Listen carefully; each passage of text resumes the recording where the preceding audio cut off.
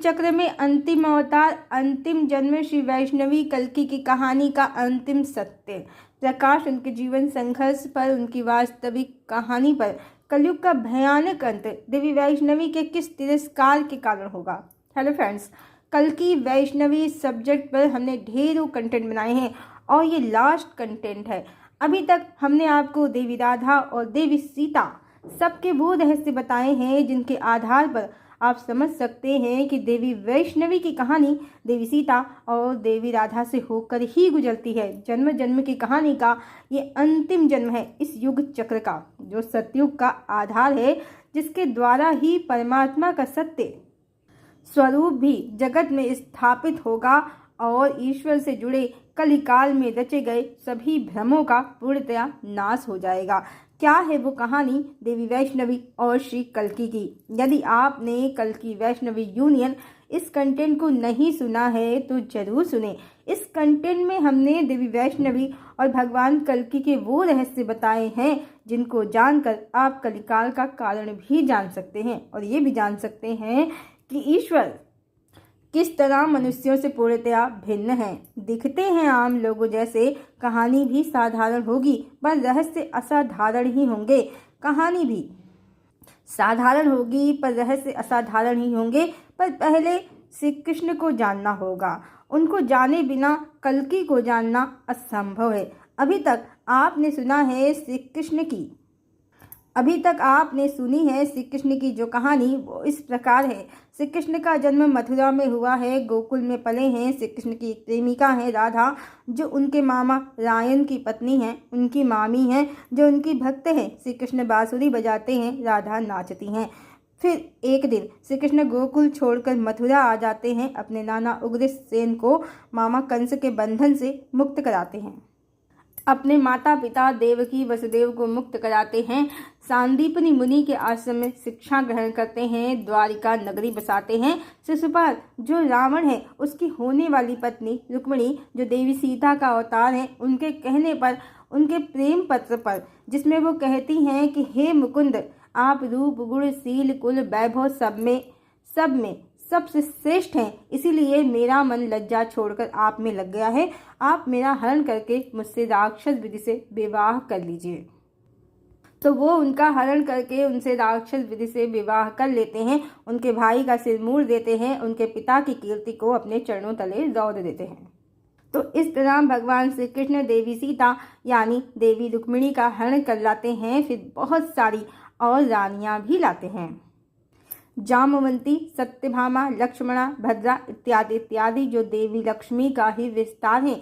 क्योंकि इस बार भगवान महाप्रेम अवतार लीला में हैं, इसीलिए माँ भगवती कई शरीरों में प्रकट हुई हैं और भगवान उनसे रास रचाते हैं, महाप्रेमालाप की महालीला करते हैं। हाँ, इस प्रेम लीला के अंत में एक दिन महाभारत समाप्त होने के काफ़ी समय बाद उनके पैरों में तीर लगता है और वो संसार त्याग देते हैं। उनके पीछे द्वारिका डूबने लगती है और उनके सभी पुत्र मदिरा का पान करके आपस में लड़ झगड़ कर मर जाते हैं। कारण उनके पुत्र सांब, जामवंती पुत्र सांब ने अपने भाइयों के साथ ऋषियों से भद्दा मजाक किया, जिसके फलस्वरूप ऋषियों ने उनको श्राप दिया, उनके कुल के नाश का, और गांधारी ने भी कुल नाश का श्राप दिया।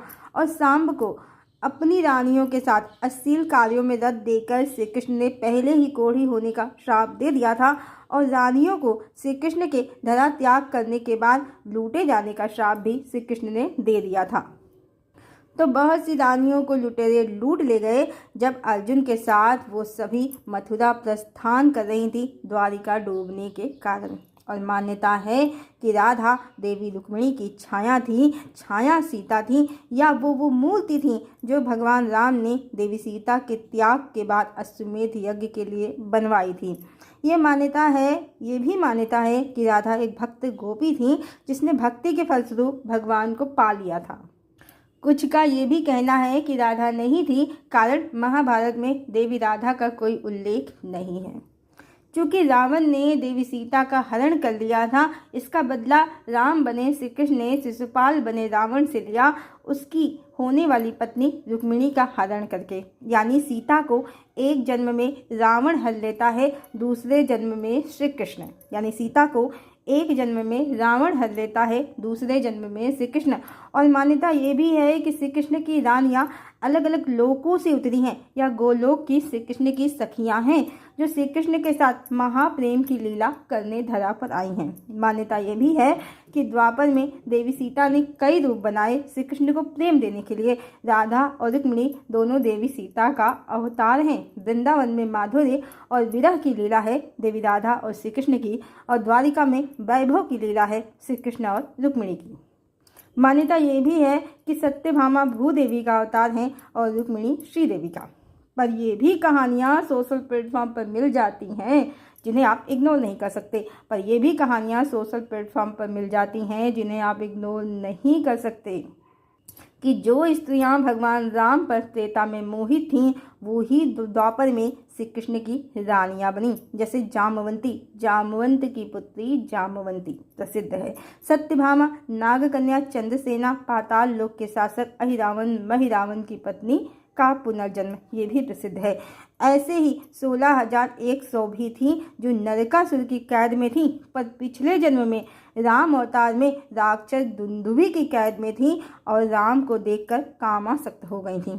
और सोशल प्लेटफॉर्म पर देवी राधा और रायन से रिलेटेड कंटेंट भी मिल जाएंगे, जहां देवी राधा की ससुराल रायन का घर सब दिखाते हैं। और कुछ कहानियां ऐसी भी हैं जो कहती हैं कि रायन रावण था पिछले जन्म में, और आसक्ति के फलस्वरूप वो देवी राधा का पति बन गया था। यानी देवी राधा सीता है, साक्षात सीता। और रावण जो अपनी आसक्ति के फलस्वरूप उनका पति ही बन गया द्वापर में। इसी को कुछ लोग रायन कहते हैं, कुछ लोग अयन कहते हैं। जब रायन रावण है तो शिशुपाल अब कौन है? और जब राधा सीता है तो ये रुक्मिणी अब कौन है? तो समझते हैं कि सत्य कथा क्या है। आपने देखा शिशुपाल बोलता बहुत है, भगवान को झटपट अनेकों दुर्वचन कहता है, गालियां देता है। उसके बाद भगवान उसका सिर धड़ से अलग कर देते हैं। और देवी रुक्मिणी पत्र में कहती हैं कि मैंने लज्जा छोड़कर आप में अपना चित्त लगा लिया है, मेरा हरण करो, मुझसे राक्षस विधि से विवाह करो। अब रुक्मिणी को सीता या लक्ष्मी समझने से कलिकाल में लड़कियां भी कहती हैं कि जब माता लक्ष्मी लज्जा छोड़कर भाग कर अपने मन पसंद वर से विवाह कर सकती हैं, अपने माता पिता का बहिष्कार करके भाग सकती हैं अपने विवाह मंडप से, तो हम क्यों नहीं? अपने मन पसंद वर से हम क्यों विवाह नहीं कर सकते? भागकर माता पिता की प्रतिष्ठा को डुबोकर हम क्यों नहीं भाग सकते? जब ये माता लक्ष्मी कर सकती हैं, इसमें क्या गलत है? माता ने किया है द्वापर में। पर जाने शिशुपाल से रुक्मिणी का विवाह तय हुआ था। शिशुपाल कौन है? विद्युत जिह्वा। उसकी जो जिह्वा विद्युत की तरह चलती है, वो विद्युत की तरह फटाफट गाली देता है भगवान को। तो शिशुपाल कौन है? वो विद्युत जिह्वा है। रायन रावण है। सुप्रखा का पति है शिशुपाल, विद्युत जिह्वा। तभी बिजली की तरह उसकी जिह्वा चलती है। पिछले जन्म के दुर्गुणों को वो अपने साथ लाया है नए जन्म में। पिछले जन्म में रावण ने खुद उसको मार दिया था और असुरों की प्रवृत्ति ही ऐसी है। तो रायन रावण है, शिशुपाल विद्युत जिह्वा है, और रुक्मिणी जो लज्जा का त्याग करती है, अपने माता पिता के सम्मान का तिरस्कार करती है, राक्षस विधि से विवाह का समर्थन करती है, वो माता लक्ष्मी नहीं है, वो सुप्रखा शिशुपाल विद्युत जिह्वा की पत्नी है। सुप्रखा ने देवी सीता का हरण करवाया। राजा जनक और राजा दशरथ की प्रतिष्ठा को ठेस पहुंचाई। इसीलिए अगले जन्म में स्वयं के पूर्व जन्म के संस्कारों के कारण उसने स्वयं ही अपने हरण का प्रबंध करवाया और उसके ही कर्मों के फलस्वरूप भगवान ने उसका हरण किया।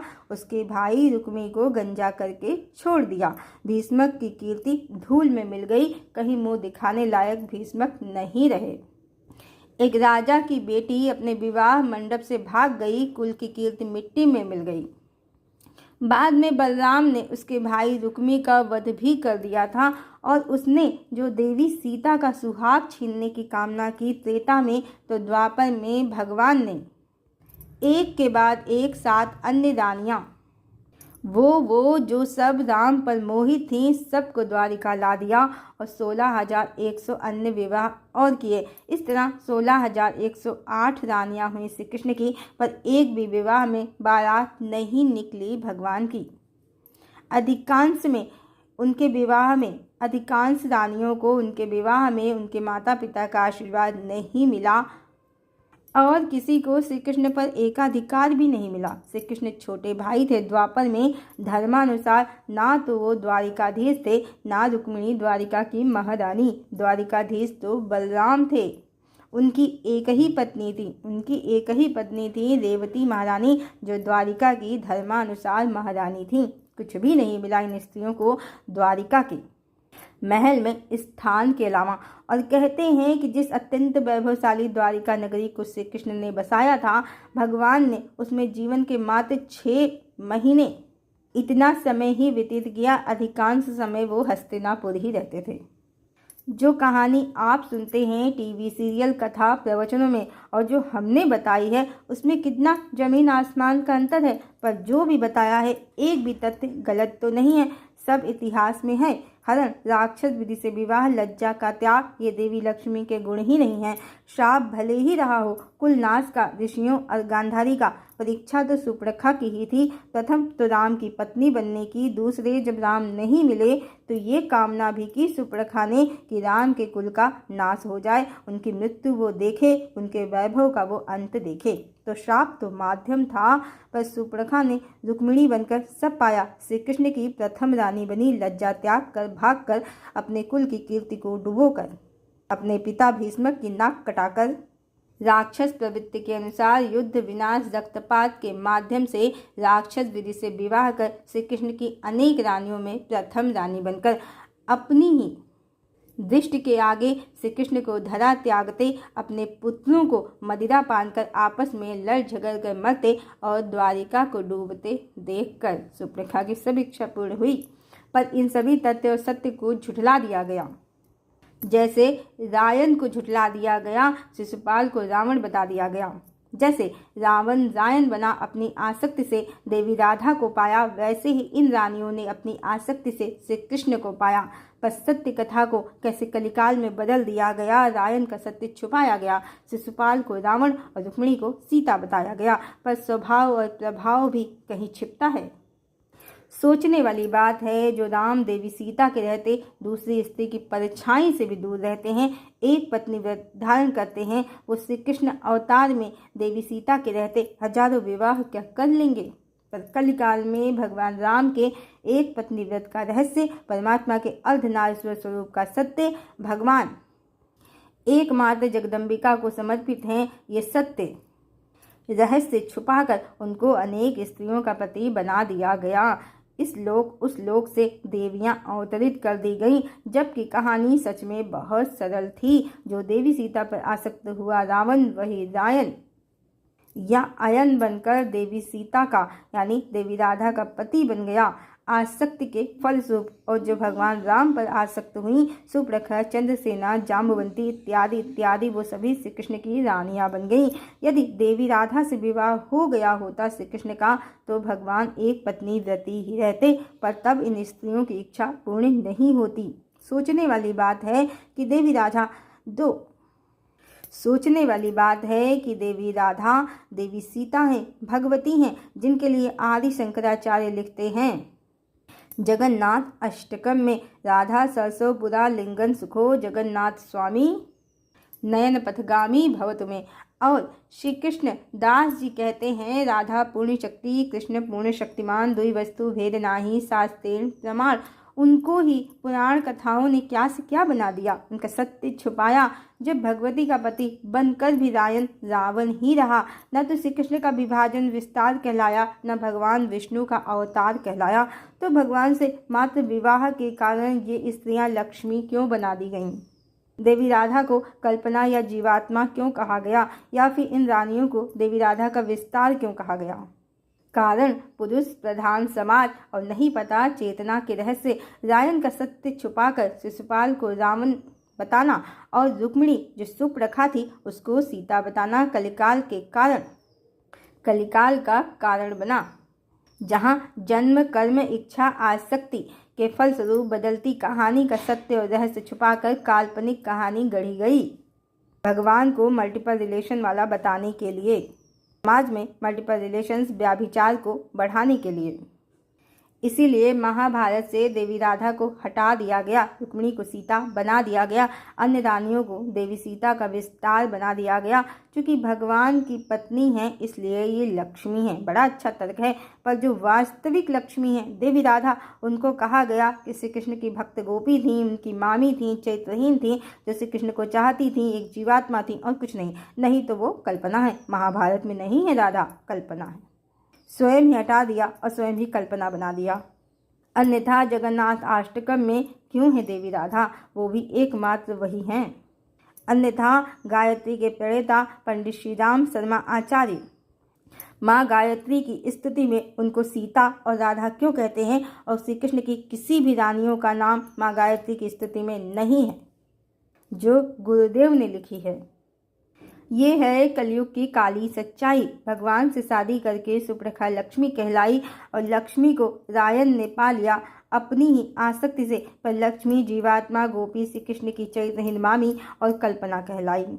क्योंकि समाज पुरुष प्रधान है कलयुग में और भगवान को सिर्फ पुरुष माना गया, भगवती को तो भगवान माना ही नहीं गया। यदि मनुष्यों ने भगवती को भी भगवान के समकक्ष माना होता तो भगवान राम के एक पत्नी व्रत का महत्व तो तुरंत समझ जाते, सुप्रखा को तुरंत पहचान जाते और अवश्य समझ जाते कि भगवती का पति बनकर भी रायन रावण है। भगवती का पति बनकर भी रायन रावण है, रावण ही रहता है, विष्णु नहीं बनता, न कहलाया तो भगवान की रानियां बनकर ये ढेरों कामासक्त स्त्रियां किसी दूसरी स्त्री के पति पर लाल टपकाने वाली असुर बुद्धि कुलटाएं कैसी लक्ष्मी बन गईं। पर ये कलयुग है, इसीलिए गाना है। रामचंद्र कह गए सिया से, ऐसा कलयुग आएगा, हंस चुंगेगा, दाना चुंगा, कौवा मोती खाएगा। ये वही समय चल रहा है। चलो, रावण तो महापापी कहलाया, पर असुर बुद्धि पुरुषों ने शास्त्रों में जो छेड़छाड़ की तो भगवान के पुरुष रूप पर लाल टपकाने वाली कुलटाएं प्रेम की देवियां बन गईं। जगदम्बिका के पति पर काली दृष्टि रखने वाली स्त्रियां प्रेम की देवियां बन गईं, देवी लक्ष्मी बन गईं। ये कैसी भक्ति है! ईश्वर के पूर्ण स्वरूप को ना पूजकर उनके स्त्री और पुरुष रूप को अलग अलग करके उनको पति और पत्नी बनाने की कामना, ये कैसी भक्ति है!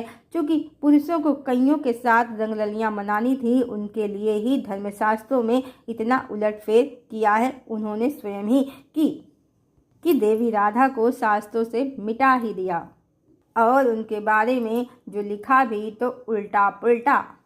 रासमंडल की प्रमुख गोपी बनाकर छोड़ दिया। जगदम्बिका को ईश्वर की पत्नी का इतना अनादर किया है। कलिकाल में मनुष्यों ने सुप्रखा को देवी बनाकर पूजा है। जगदम्बिका को कल्पना भक्त गोपी चैत्रहीन बनाकर उनका अपमान और तिरस्कार किया है पापात्माओं ने। अब कलिकाल का अंत समय है। सोचिए कितना भयानक अंत होगा कलिकाल का मनुष्यों के इस जघन्य महापाप से। परम पिता परमेश्वर कितने कुपित होंगे, क्या फल होगा, क्या दंड होगा माँ भवानी के अपमान का, भगवान की पत्नी के अपमान का, कामासक्त नीच स्त्रियों को लक्ष्मी बना के पूजने का, भगवान के साथ जोड़ने का। एक जन्म की लीला में जब भगवान ने मात्र इनकी आसक्ति से उत्पन्न बंधनों को काटने के लिए इनको अपनी रानियां बना दिया, पर एक भी विवाह सीता राम जैसे विधि विधान से स्वयं नहीं किया, किसी को स्वयं पर एकाधिकार भी नहीं दिया, फिर भी मनुष्यों ने देवी राधा को ग्रंथों से निकालकर बिल्कुल अलग कहानी लिख दी, आदिशक्ति का सत्य छुपा दिया। क्या दंड होगा भगवान को अनेकों का पति कल्पित करने का, परमात्मा के सत्य स्वरूप को झुठलाने का, आदिशक्ति के तिरस्कार का।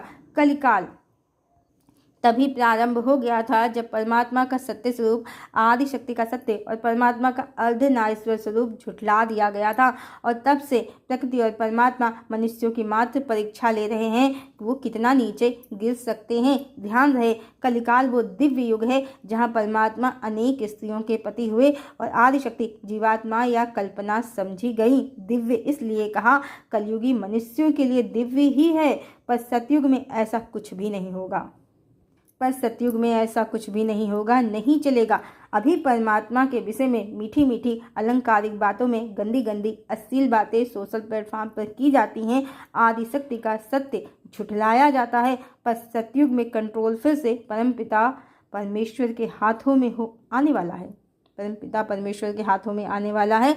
इसका प्रमाण देखिए, मशीन का युग जाने वाला है। इसीलिए प्लेन, कार, बस, ट्रेन सब दुर्घटनाग्रस्त हो रहे हैं। भोगों का युग जाने वाला है। इसीलिए लग्जरियस प्लेसेस, होटल, शोरूम सब में आग पकड़ रही है। इसी तरह धर्म में पाखंड का युग भी जाने वाला है। बहुत से बाबा लोग अब कष्टों में पड़ रहे हैं और पड़ने वाले हैं।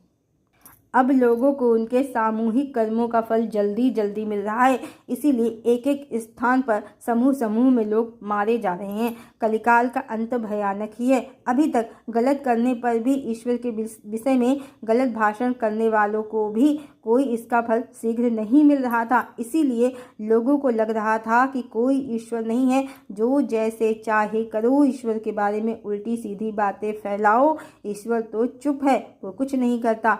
कि ऐसी उल्टी पुल्टी बातें फैलाओ कि रावण ने देवी सीता का हरण किया, इसी का बदला लेने के लिए श्री कृष्ण ने शिशुपाल की पत्नी रुक्मिणी का हरण कर लिया।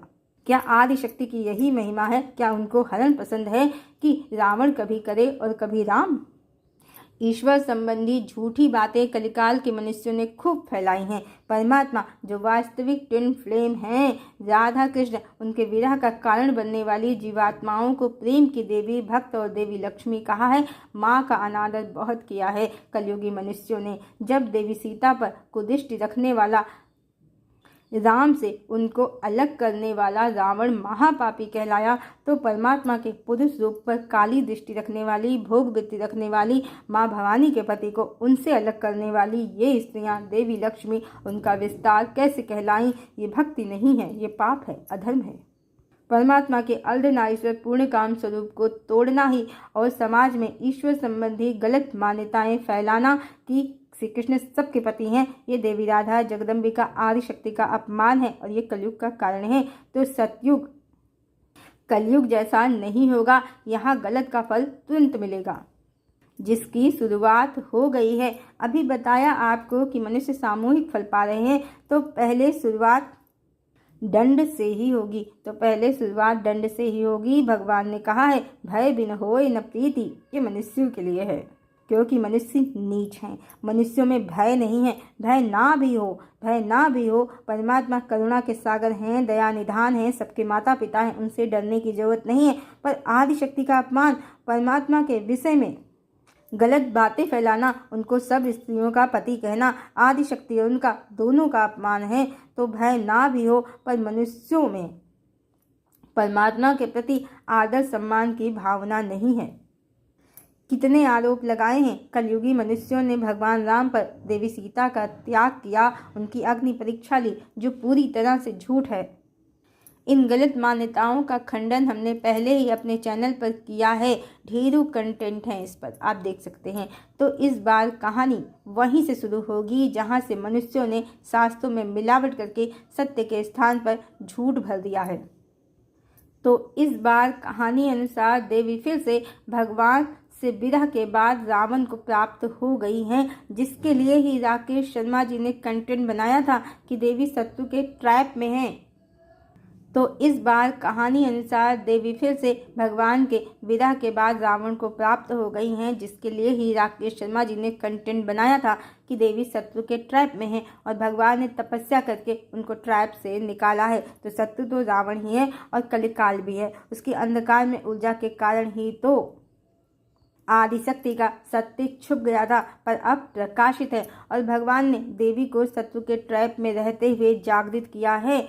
उनसे सोल मर्जिंग की है। शरीर तो अभी भी ट्रैप में है, पर देवी अब भगवान में विलीन हो चुकी हैं, उनके संयोग में है और भगवान सन्यासी ही हैं। उन्होंने किसी आसक्त जीवात्मा की इच्छा नहीं पूरी की है इस अवतार में। जो राकेश शर्मा जी ने कहा है कि प्रकृति बैलेंस करती है, इस बार पुरुष मैस्कुलिन परीक्षा देगा। देवी राधा और देवी सीता ने जो अग्नि परीक्षा, प्रेम परीक्षा दी है, तो अब भगवान का पुरुष रूप प्रेम परीक्षा देगा। हमने आपको बताया है बहुत से कंटेंट में कि भगवान राम ने भी परीक्षा दी है, श्री कृष्ण ने भी दी है, विरह में उन्हें भी बहुत पीड़ा हुई है। पर यह सत्य है कि कलिकाल में झूठी कहानियों का ही व्यापार हुआ है, तो भगवान राम और श्री कृष्ण का सत्य अनेकानेक अलंकारिक मायावी कहानियों में इस तरह छुपा दिया गया है कि भगवान राम देवी सीता के दुश्मन लगते हैं और श्री कृष्ण हजारों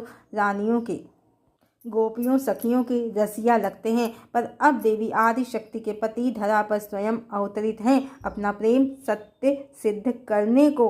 और कहानी की शुरुआत वहीं से हुई है जहां द्वापर में राधा छूट गई हैं और भगवान ने इस बार सन्यासी का भेष बना लिया है। कोई विवाह नहीं किया है जिससे मनुष्य जान सकें कि उनकी एक ही पत्नी है, वो उनको ही समर्पित है।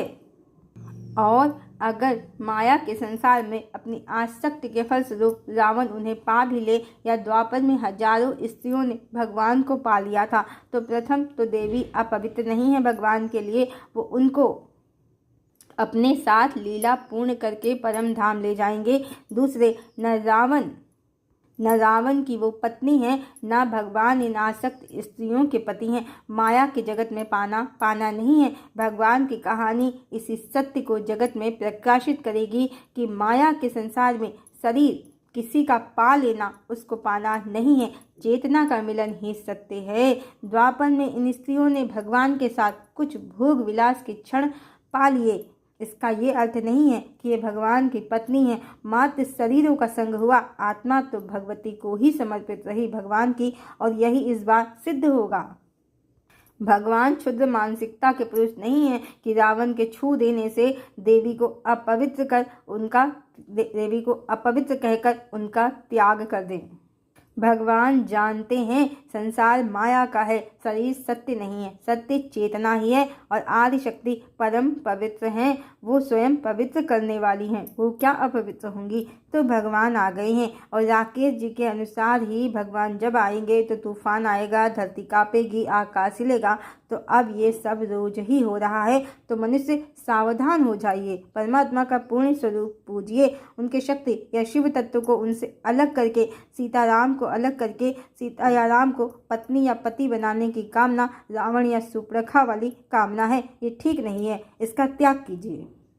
पूर्ण परमात्मा को पूजिए, भगवान को भगवती के साथ पूजिए। ये पूर्ण सत्य है कि भगवान पुरुष नहीं है, बिना अपनी स्त्री के, अपनी शक्ति के वो भगवान भी नहीं है। शक्तिहीन, शक्ति से हीन शव शिव नहीं, ये सच है। इसीलिए जो कृष्ण कृष्ण करते हैं देवी का तत्व नहीं जानते, क्योंकि देवी राधा हर चेतना का शक्ति तत्व है और कृष्ण हर चेतना का शिव तत्व है। तो जो अलग शक्ति को अलग करके मात्र कृष्ण को पूजते हैं, कोई पुरुष समझकर उनसे विवाह की कामना करते हैं, तो वो स्वयं ही अपने अंदर बैठी देवी राधा की अवहेलना करते हैं, अपने शक्ति तत्व का तिरस्कार करते हैं और स्वयं में स्थित कृष्ण को कभी भी नहीं पाते। मात्र मूर्ति लेकर भगवान की यहाँ वहाँ भटकते रहते हैं, जबकि कृष्ण स्वयं की चेतना में प्राप्त हैं। यही कलिकाल की काली माया है, उसका भ्रम है। शक्ति का लोप हो जाना, ईश्वर को केवल पुरुष समझना, उसकी अनेक स्त्रियां कल्पित करना, जबकि परमात्मा वास्तव में ओंकार स्वरूप ही हैं, अर्धनारीश्वर ही हैं। परमात्मा धरा पर अवतरित हैं, इसीलिए धरती का हजारों साल बाद पोल शिफ्ट हो रहा है। धरती डिवाइन एनर्जी को ग्रहण कर रही है, धरती ईश्वरीय ऊर्जा को ग्रहण कर रही है तेजी से। कली की ऊर्जा अब धरती लोक से आउट हो रही है। इसीलिए अब तक जो सब सत्य भगवान कृष्ण की कहानी का वास्तविक सत्य जो सब छुपा हुआ था, सब एक झटके में प्रकट हो गया है। तो भगवान की कहानी न सिर्फ ये बताती है कि शरीर और भोग मिथ्या हैं, चेतना सत्य है। वहीं ये भी सिखाती है कि जैसे श्री कृष्ण ने द्वापर में निष्काम होकर अनासक्त होकर समस्त संबंधों को निभाया, इस भांति कि उनका गुप्त प्रेम देवी राधा लगभग गुप्त ही हो गई जब तक चेतना जगत का सत्य संसार में प्रकट नहीं हो गया। उसी तरह देवी भी द्वापर में भी और इस जन्म में भी अपने सत्य संबंध कृष्ण या श्री कल्कि को ही समर्पित हैं और अनासक्त होकर समस्त संबंधों को निभा रही हैं। बहुत सी स्त्रियां सोशल प्लेटफॉर्म पर जो स्वयं को देवी वैष्णवी समझती हैं, कंटेंट मेकर भी हैं और व्यूवर्स भी, वो यही समझती हैं कि उनके पति रावण हैं, उनका डीएम या बॉयफ्रेंड कृष्ण या कल्कि है और अपने पति को छोड़कर बॉयफ्रेंड के साथ वो विवाह कर लेंगी, डिवोर्स देकर उनका कल्कि के साथ यूनियन हो जाएगा। तो ये सब दिमाग का कूड़ा है। किसी के पति का बिहेवियर खराब हो, बहुत खराब हो तो ये बात अलग है, पर व्यर्थ ही दिमाग में ऊल जुलूल विचार लाकर अपना बना बनाया घर तोड़ना मूर्खता है। और देवी का चरित्र भी ऐसा नहीं है और ना तो द्वापर में भगवान भगवती ने ऐसा किया है, ना इस बार ऐसा होगा। इसीलिए तो वो प्रेम के देवी और देवता हैं। वो जिससे जुड़ जाते हैं, फिर चाहे वो राग द्वेष काम आसक्ति किसी भी कारण से हो, उसको प्रेम ही सिखाते हैं, उसका कल्याण ही करते हैं। ईश्वर का कार्य संबंधों को तोड़ना सिखाना नहीं है, बल्कि संबंधों को निभाना सिखाना है और विशेषकर संसार में निष्काम होकर हर संबंध हर कर्म निभाना और अपने सत्य संबंध को प्राप्त करना, ये सिखाना है। मनुष्य का सत्य संबंध परमात्मा है और परमात्मा कि स्त्री ऊर्जा का सत्य संबंध उनकी पुरुष ऊर्जा है और पुरुष ऊर्जा का सत्य संबंध उनकी स्त्री ऊर्जा है। वो माया के जगत में निष्काम होकर हर संबंध निभाते हैं, लीला करते हैं, धर्म की स्थापना करते हैं, साधु जनों का उद्धार करते हैं, उनका कल्याण करते हैं और लीला पूर्ण करके अपने सत्य संबंध के साथ परम धाम को चले जाते हैं। आसक्ति के फलस्वरूप हजारों रानियां भगवान के जीवन में आ गईं। ये किसी लोक की कोई देवियां नहीं है और ना ही भगवान कोई नाच गाने का कार्यक्रम करने इनके साथ धरा पर आए थे। ये सब मनोरंजक कहानियों और टीवी सीरियल्स का कमाल है, जिनका उद्देश्य मात्र मनोरंजन होता है। माया के जगत में राग रंग, नाच गाना, हजारों विवाह का आनंद और रास लीला, ये सब उन्होंने भगवान की सत्य कथा में से इस तरह ढूंढ निकाला है कि जो वास्तविक कथा है वो लोग जानते ही नहीं कि भगवान भगवती पर जीवात्माएं आसक्त हो गई, भगवान भगवती के विरह का कारण बन गई। कृष्ण द्वारिका में तड़पते रहे, राधा वृंदावन में तड़पती रहीं, संपूर्ण जीवन विरह की अग्नि परीक्षा बन गया। योगेश्वर भगवान का और समर्पण की देवी उनकी सनातन अर्धांगिनी देवी लक्ष्मी, देवी राधा का प्रेम वहाँ था ही नहीं, वहाँ तो भोग था जहाँ हजारों का नाच गाना कल्पित किया गया। प्रेम तो वहाँ था जहाँ संपूर्ण जीवन किसी के विरह में उसको ही समर्पित कर दिया गया। और इस बार प्रकृति बैलेंस करेगी और भगवान का पुरुष रूप परीक्षा देगा। तो इस बार देवी राधा का जीवन श्री कल्कि जी रहे हैं। इसीलिए भविष्यवाणियों ने अवतार को सन्यासी कहा है। वो सन्यासी हैं पर वो प्रेमी हैं, उनकी पत्नी हैं, प्रेम के सन्यासी हैं, वो अपनी देवी को समर्पित हैं। उनमें जो सन्यास की शक्ति है वो उनकी देवी ही हैं, आदि शक्ति ही हैं। हरिओम।